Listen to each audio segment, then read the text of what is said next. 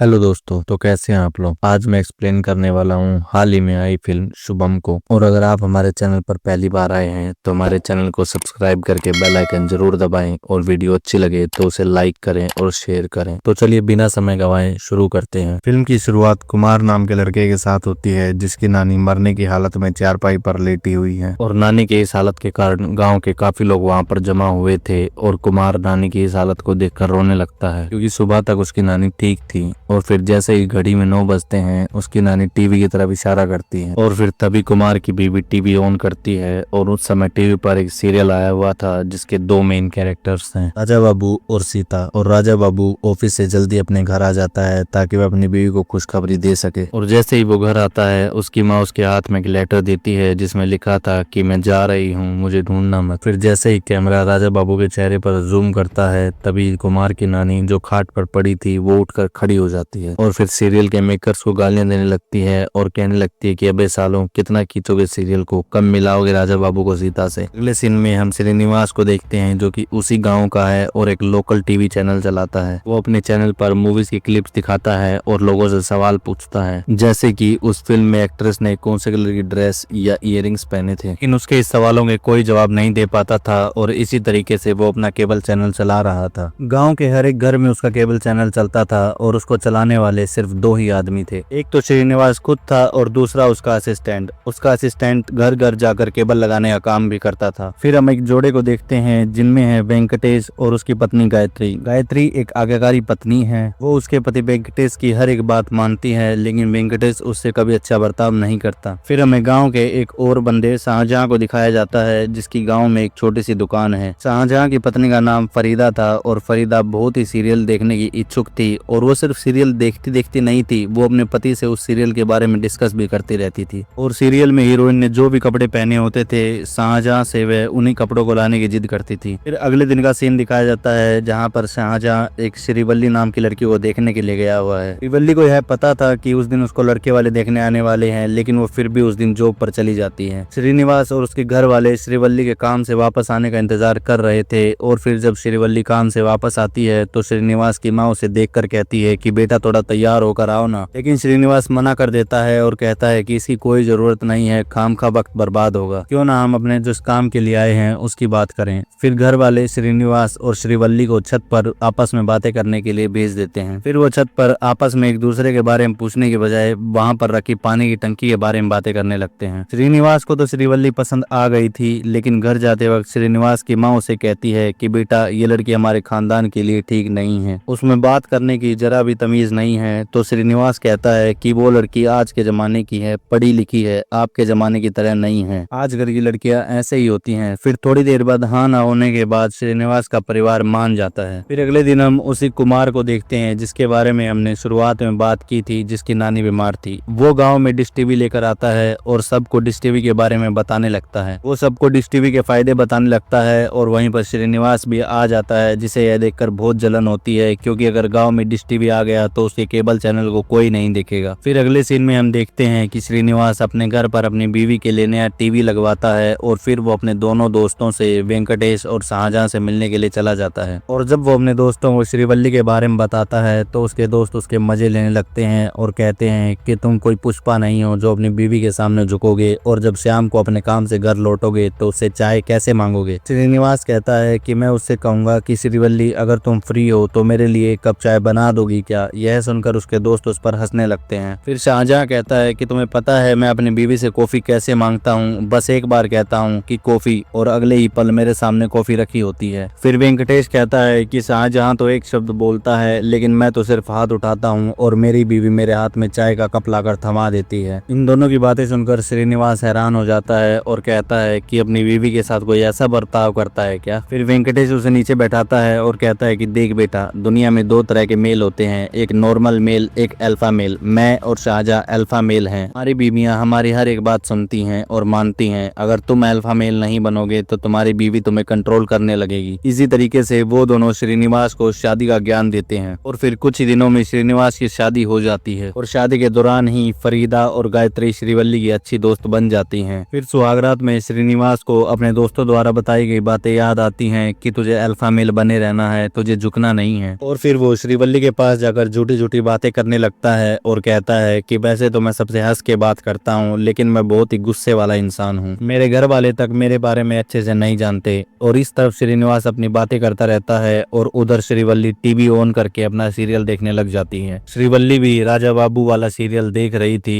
और इसे देखकर श्रीनिवास कहता है कि अरे तुम भी ये सीरियल देखती हो। और फिर वो श्रीवल्ली से कहता है कि मेरा केबल चैनल लगाओ, रोमांटिक गाने बजेंगे, अच्छा माहौल बन जाएगा। लेकिन श्रीवल्ली उसकी बातों का कोई जवाब नहीं देती, क्योंकि वो तो सीरियल देखने में डूब चुकी थी। अब सीरियल में राजा बाबू अपने दोस्तों को कहता है कि तुम लोग जल्दी मेरी सीता को ढूंढो, वो अपने घर से कहीं चली गई है। मुझे एहसास हो रहा है कि मैंने उसको कितना सताया है, मुझे किसी भी तरीके से मेरी सीता वापस चाहिए। फिर श्रीनिवास फिर से श्रीवल्ली को बोलता है और कहता है कि यह कोई सीरियल देखने का वक्त है, तुम्हें पता है ना आज की रात कितनी खास है। यह सुनकर श्रीवल्ली श्रीनिवास की तरफ गुस्से भरी आंखों से देखती है और चुप होने का इशारा करती है। यह देखकर श्रीनिवास के होश उड़ जाते हैं कि कहाँ बेचारा अल्फा मेल बनने चला था, और फिर वो बिना स्वागत मनाए चुपचाप सो जाता है। फिर अगले दिन सुबह श्रीवल्ली श्रीनिवास के पास अच्छे से तैयार होकर आती है और कहती है कि आप कल रात को इतनी जल्दी क्यों सो गए थे। श्रीनिवास अपनी बीवी से नाराज था और फिर श्रीवल्ली अपनी सास से कहती है कि मम्मी जी मेरे लिए भी एक डोसा बना दीजिए ना, मुझे काम पर देर हो रही है। यह सुनते ही श्रीनिवास के घर वाले चौंक जाते हैं और खासकर तो श्रीनिवास की माँ चौंक जाती है। फिर नाश्ता करने के बाद जब श्रीनिवास अपनी पत्नी को उसके ऑफिस छोड़ने के लिए जाता है तो वह रास्ते में उसको अपना केबल टीवी भी दिखाता है, और उसकी दुकान के होर्डिंग के बगल में ही कुमार के डीटीएच वाले होर्डिंग लगे हुए थे जिसपे लिखा था कि कम पैसों में ज्यादा चैनल्स। यह देखकर श्रीनिवास कुमार के पास जाकर भड़क जाता है, और मजे की बात तो यह होती है कि श्रीनिवास से ज्यादा श्रीवल्ली उस पर गुस्सा करने लगती है। श्रीवल्ली उससे कहती है कि जल्दी से यहाँ से अपना बैनर हटाओ वरना मैं तुम्हारी दुकान उड़ा दूंगी। और फिर श्रीनिवास किसी तरह से श्रीवल्ली को शांत करके वहाँ से ले जाता है। और फिर आज रात को शादी का दूसरा दिन था और आज भी श्रीनिवास अच्छे से तैयार होता है, लेकिन श्रीवल्ली उसे अपने कॉलेज की बातें बताने लगती है। वो कहती है कि मैं कॉलेज में सिंगिंग किया करती थी, और यह सुनकर श्रीनिवास कहता है कि बहुत अच्छा, मेरे लिए भी कुछ गाओ ना। और फिर श्रीवल्ली थोड़ा हिचकिचाती है और फिर उसके लिए गाना गाने लगती है, और गाना गाते गाते उसकी आवाज बेसुरी होने लगती है। असल में वो वापस टीवी के सामने वही सीरियल देखने के लिए बैठ गई थी। यह देखकर श्रीनिवास उसके और टीवी के बीच में खड़ा हो जाता है और श्रीवल्ली से कहता है कि अरे श्रीवल्ली तुम फिर से टीवी सीरियल देखने लगी, आओ ना कुछ देर और बातें करते हैं। लेकिन श्रीवल्ली का ध्यान तो सिर्फ टीवी पे चल रहे उस सीरियल पर था, और फिर गुस्से में आकर श्रीनिवास टीवी बंद कर देता है। फिर श्रीवल्ली गुस्से में खड़ी होती है और टीवी को दोबारा चालू कर देती है, और फिर जब श्रीनिवास दोबारा टीवी बंद करने जाता है तो श्रीवल्ली गुस्से में आकर एक हाथ से पूरे बेड को उठा देती है, और वो श्रीनिवास से कहती है कि टीवी बंद मत करना, और उसकी आवाज भी बहुत डरावनी हो गई थी। यह देखकर श्रीनिवास के होश उड़ जाते हैं और वो आधे घंटे तक एक कोने में दुबक कर बैठा रहता है, और फिर वहीं पर उसकी आंख लग जाती है और वो सो जाता है। और फिर अगले दिन वो अपने ऑफिस जाता है और साथ में वेंकटेश और शाहजहां को भी वहां पर बुलाकर कल रात वाली सारी बातें उन्हें बताता है। यह सुनकर वो लोग चौंक जाते हैं, और फिर शाहजहां बताता है कि कल रात को मेरी बीवी ने भी टीवी में वो सीरियल देखते वक्त ऐसे ही बर्ताव किया। यह देखकर तीनों दोस्त चौंक जाते हैं कि कैसे 9 बजते ही फरीदा और श्रीवल्ली टीवी के सामने बैठकर वो सीरियल देखने लगती हैं और ऐसा अजीब बर्ताव करने लगती हैं। फिर वेंकटेश शाहजहां से कहता है कि तुम तो मेरी तरह अल्फा मेल थे, तुम कब से अपनी बीवी से ऐसे डरने लगे। फिर शाहजहां वेंकटेश से कहता है कि तुम्हारी तो नाइट ड्यूटी होती है इसलिए तुम्हें कुछ भी नहीं पता। फिर वो दोनों वेंकटेश से कहते हैं कि किसी दिन रात को घर पर रुकना और 9 बजते ही अपनी बीवी से कॉफी मांगना। और फिर वेंकटेश कहता है कि ठीक है, तुम दोनों रात को 9 बजे मेरे घर के बाहर आ जाना और मैं तुम्हें दिखाऊंगा कि अल्फा मेल कैसे होते हैं। फिर रात को 9 बजते ही शाहजहां और श्रीनिवास वेंकटेश के घर के बाहर पहुंच जाते हैं,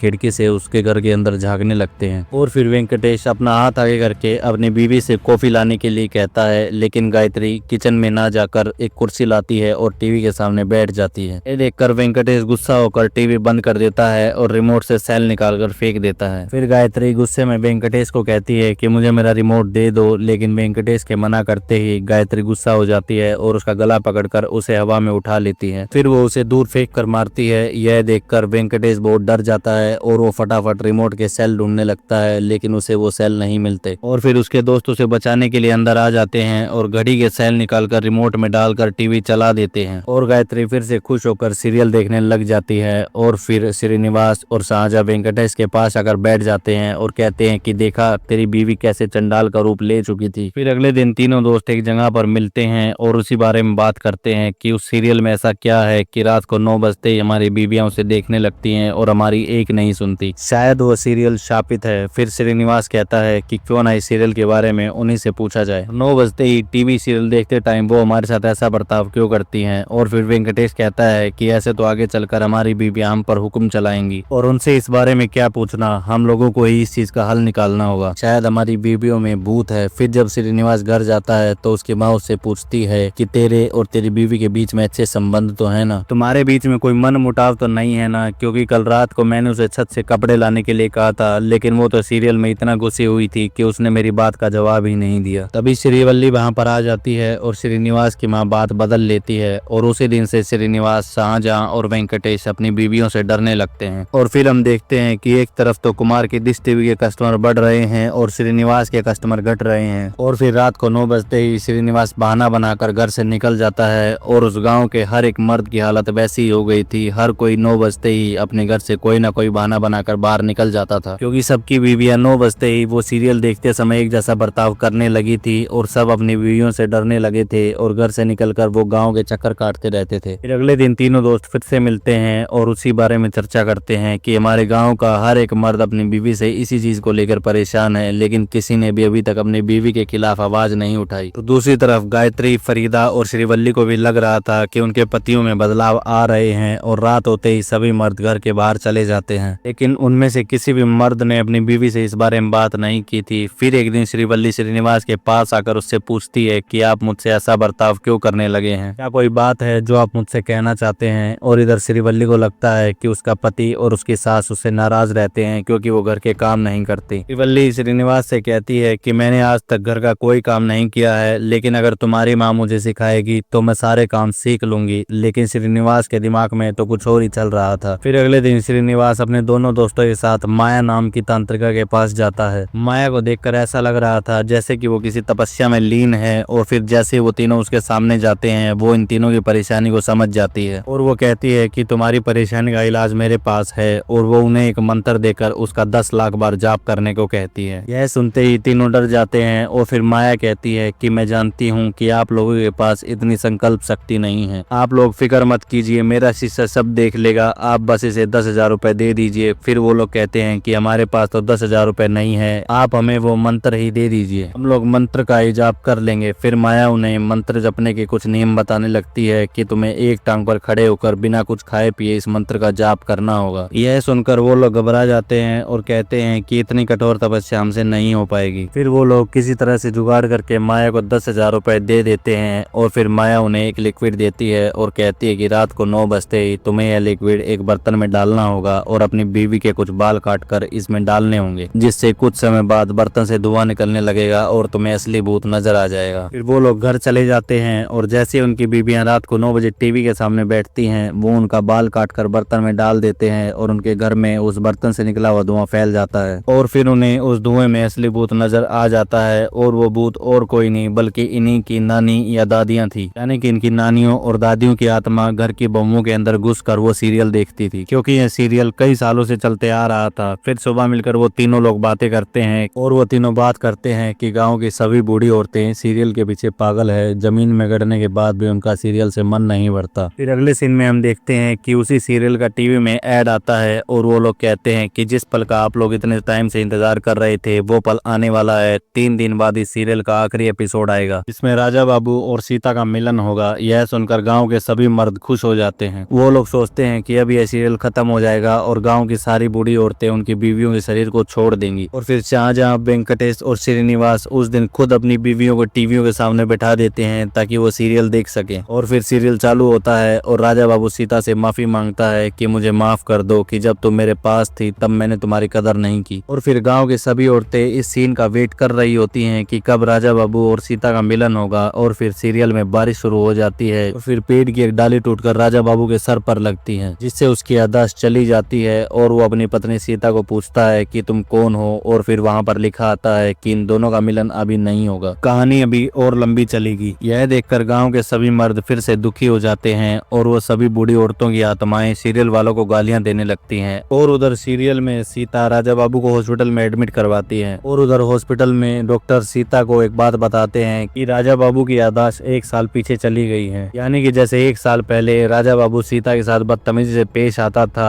आज भी वो उससे वैसे ही पेश आएगा और वो फिर से सीता से नफरत करने लगेगा। लेकिन सीता भी ठान लेती है कि वो अपने पति की याददाश्त को वापस लाएगी और उसे एक अच्छा इंसान बनाएगी। इसका मतलब ये था कि सीरियल अब 1000 एपिसोड और आगे जाएगा। ऐसा होते ही गाँव के सभी मर्द माया के पास जाते हैं और माया उनसे कहती है कि इसका इलाज आप लोगों के ही हाथों में है। फिर उस रात जब श्रीनिवास अपनी बीवी के साथ सो रहा था तो उसे अपनी बीवी की जगह अपनी दादी की आत्मा दिखाई देती है और फिर वो डरकर बेड के नीचे जाकर सो जाता है। यह देखकर श्रीवल्ली हैरान हो जाती है और फिर वो अगले दिन उठकर ना तो श्रीनिवास से बात करती है और ना ही उसका घर के कामों में मन लगता है। यह देखकर श्रीनिवास उसके पास जाता है और पूछता है कि तुम्हें क्या हुआ है और फिर श्रीवल्ली कहती है कि कुछ दिनों पहले मैंने भी आपसे यही सवाल पूछा था लेकिन आपने कोई जवाब नहीं दिया था। फिर श्रीनिवास उसे सारी बातें सच सच बताता है और कहता है कि तुमने अपनी सुहागरात वाले दिन एक हाथ से पूरे बेड को उठा लिया था। लेकिन श्रीवल्ली इस बात पर यकीन नहीं करती और फिर श्रीनिवास उसे बहुत ज्यादा समझाता है और फिर बातों ही बातों में श्रीवल्ली के अंदर उसकी दादी की आत्मा आ जाती है और वो श्रीनिवास से कहती है कि मेरे सीरियल के बारे में कुछ भी मत बोलो। फिर अगले सीन में हम देखते हैं कि गायत्री, फरीदा और श्रीवल्ली एक साथ बैठे हैं और इस बारे में बातें कर रही हैं। गायत्री और फरीदा को तो रात की कोई बात याद ही नहीं थी और ना ही उनके पतियों ने उन्हें कुछ बताया था। मतलब सिर्फ श्रीनिवास ही था जिसने ये बातें बताई थी और फरीदा और गायत्री श्रीवल्ली की बातों का यकीन नहीं करते। हम देखते हैं कि